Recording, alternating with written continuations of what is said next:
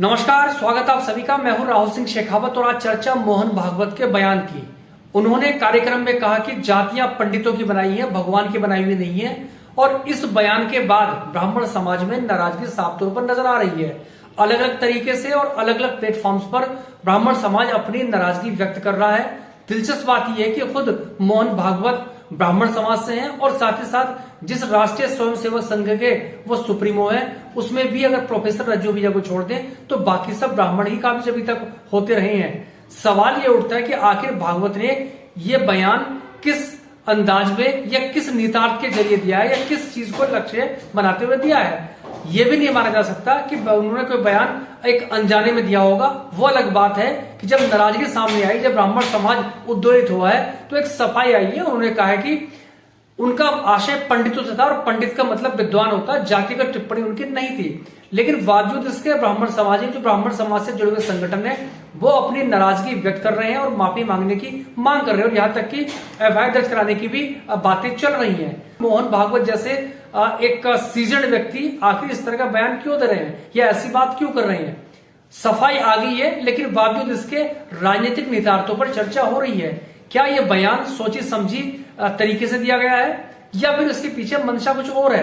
क्योंकि आप जानते हैं कि मोहन भागवत अक्सर क्योंकि कई ऐसी टिप्पणियां रही हैं जिससे बीजेपी कई बार असहज भी हुई है। और जरा 2015 के बिहार विधानसभा चुनाव को याद कीजिए, जब मोहन भागवत ने कहा था कि आरक्षण के समीक्षा का वक्त आ गया है।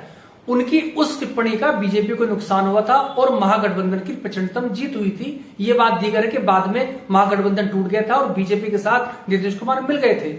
अब जबकि नीतीश कुमार फिर से महागठबंधन का हिस्सा है और अब उनका यह बयान आया और बिहार में जातिगत जनगणना की प्रोसेस चल रही है, तो ऐसे में क्या भागवत का बयान उनको फायदा देगा?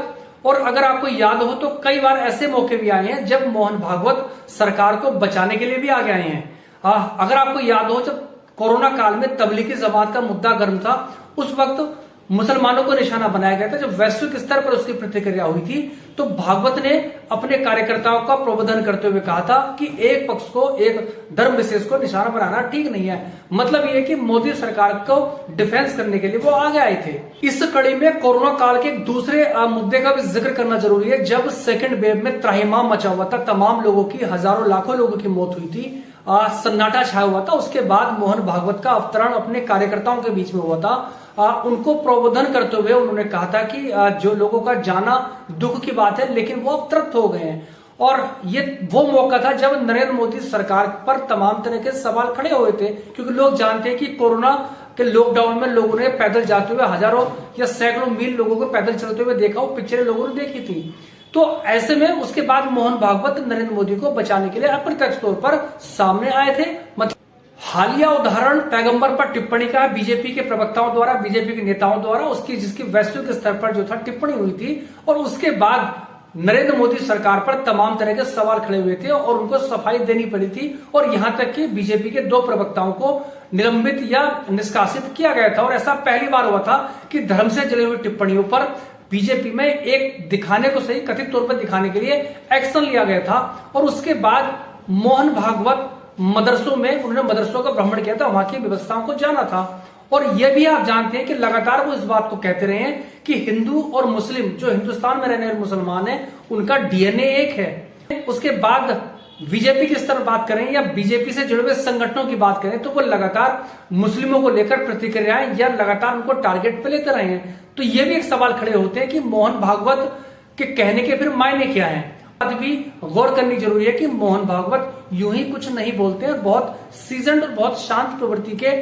वो शख्सियत हैं और बहुत टारगेटेड वे में अपने अंदाज में अपनी बातों को वो रखते रहे हैं। लेकिन चूंकि 9 राज्यों में चुनावी प्रक्रिया चल रही है और उसके बाद 2024 में जो मुख्य दंगल होना है वो रानी लोकसभा का चुनाव होना है, तो ऐसे में क्या उनकी टिप्पणी ब्राह्मणों को लेकर उन्होंने कथित तौर पे की है, क्या ये बीजेपी को बैकफायर करेगी, नुकसान करेगी? क्योंकि आप जानते हैं कि ब्राह्मण समाज मोटे तौर पर बीजेपी का वोटर रहा है और यह आरोप भी राष्ट्रीय स्वयंसेवक संघ पर लगते रहे हैं कि वो ब्राह्मणों का, उनका जो मरकज है वो उसमें ब्राह्मणों का प्रभुत्व है। और अगर ब्राह्मणों की बात करें तो योगी आदित्यनाथ जो उत्तर प्रदेश के मुख्यमंत्री हैं, उन पर भी अपने पहले कार्यकाल में कथित तौर पर ब्राह्मणों के प्रति पूर्वाग्रह का आरोप लगते रहे हैं और उन पर जो था पूरा ब्राह्मण समाज उनके खिलाफ आग उगलता रहा है। लेकिन जब चुनाव हुए थे विधानसभा के 2022 में तो ब्राह्मणों का समर्थन भी योगी आदित्यनाथ को या बीजेपी को मिला था। तो कहीं ऐसा तो नहीं है, चूंकि ब्राह्मणों को वोट कास्ट उन्हीं को करना है, तो जाहिर सी बात है कि कहीं पे तीर और कहीं पे निशाना वाली स्थिति। वैसे आरएसएस जाति विहीन समाज की बात करता रहा है, ये बात दीगर है कि वास्तविकता उसमें कितनी है और कितनी नहीं। लेकिन वो जाति आधारित समाज से अपने आप को दूर रखता है। वो कहता है पूरा भारत एक है और उसमें रहने वाले लोग सब एक है, सब पर डीएनए एक है। लेकिन ये सवाल भी अपने आप खड़े होते हैं कि आरएसएस के जो मुखिया है मोहन भागवत, बातें उनकी बहुत अच्छी होती है, लेकिन उसके बाद उन्हीं के पार्टी या उनके पार्टी संगठनों के लोग जो था उन पर अमल करते हुए नजर नहीं आते हैं। सवाल ये उठता है कि क्या उनके कहे का असर नहीं है या फिर एक पूरी क्रोनोलॉजी है, एक समझाने आएगा और एक बाकी दूसरे काम को अंजाम देगा। बहरहाल जो टिप्पणी है इससे नुकसान फायदा चुनावी बीजेपी को होगा नहीं होगा अभी ये नहीं कहा जा सकता, लेकिन टिप्पणी पर जिस तरह से प्रतिक्रिया हो रही है वो वास्तव में बीजेपी के लिए चिंता का सबब है, क्योंकि चुनावी प्रक्रिया 3 राज्यों में चल रही है। उसके बाद हिंदी बेल्ट में बीजेपी को चुनावों में आना है और इसमें कर्नाटक एक बहुत बड़ा राज्य है दक्षिण भारत का, जहां पर चुनाव होने हैं। कहीं ऐसा तो नहीं है कि पिछड़े वोट बैंक को साझने के लिए या दलित वोट बैंक को साझने के लिए ऐसा किया गया है, क्योंकि ब्राह्मणों पर ही कथित तौर पर ऐसे आरोप लगते हैं कि जो बड़ व्यवस्था है उनकी बनाई हुई है। मनुस्मृति का जिक्र जो पिछड़ों की पार्टियां हैं, दलितों की पार्टियां हैं, वो उसका लगातार जिक्र करती रही हैं। बहरहाल सच्चाई क्या है, जाति कहां से बनी कैसे बनी, या लंबी डिबेट का या विवाद का विषय हो सकता है, उस पर मैं नहीं जाऊंगा। लेकिन यह जरूर तय है कि उनकी इस टिप्पणी के बाद राजनीतिक तौर पर एक गुटबंदी या लामबंदी हो रही है और निशाने पर मोहन भागवत आ गए हैं। बावजूद इसके कि स्पष्टीकरण उनका आ गया है।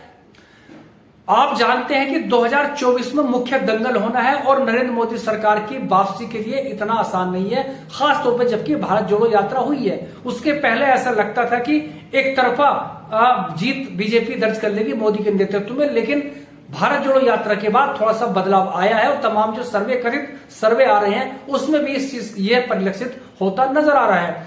अब सवाल ये उठता है कि क्या मोहन भागवत ने यूं ही कहा है या झटके में ऐसा बोल दिया था, या उसके पीछे उनके कुछ नेतार थे?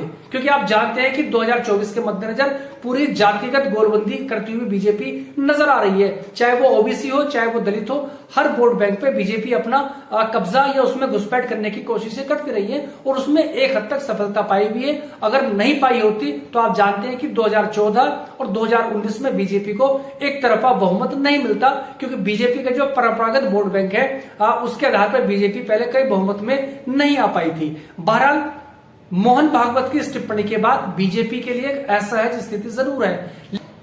आरएसएस को करीब से जानने वाले, आरएसएस पर टिप्पणी करने वाले ये बात कहते हैं कि भ्रम पैदा करना, भ्रम में रखना आरएसएस की पुराना अंदाज है। वैसे जिक्र प्रज्ञा ठाकुर का भी करना होगा। जब वो टिप्पणी महात्मा गांधी पर करते रही है उसके बाद प्रधानमंत्री नरेंद्र मोदी ने कहा था कि उन्हें मन से कभी माफ नहीं कर पाऊंगा। बावजूद इसके प्रज्ञा ठाकुर लगातार टिप्पणी करती है, अपने बयानों के लिए मशहूर रहती है। और उसके अलावा मोहन भागवत की बात करें तो मोहन भागवत भी टिप्पणी उन्होंने कई बार ऐसी की है जिससे बीजेपी असहज हुई है। लेकिन मेरा व्यक्तिगत दृष्टिकोण यह है कि नरेंद्र मोदी सरकार पर जब कभी भी संकट आता है छवि के तौर पर, तो मोहन भागवत उनको बचाने के लिए, उनको डिफेंड करने के लिए हमेशा आगे रहे। बावजूद इसके कि जब कोरोना सेकंड वेव में जब घर में त्राहिमाम था, उन्होंने कहा था भूल जाओ। तो बहरहाल अब उनकी टिप्पणी से बीजेपी ऐसा जरूर है, लेकिन यह भी इस बात से भी इनकार नहीं किया जा सकता है कि इसके पीछे कोई सोची समझी रणनीति हो। और वो ये भी हो सकती है कि इनको तो वोट देना ही है, जो बाकी वोट अगर एक स्टेटमेंट से मिल सकते हैं तो उन वोट बैंक की गोलबंदी करने की कवायद भी की जाए।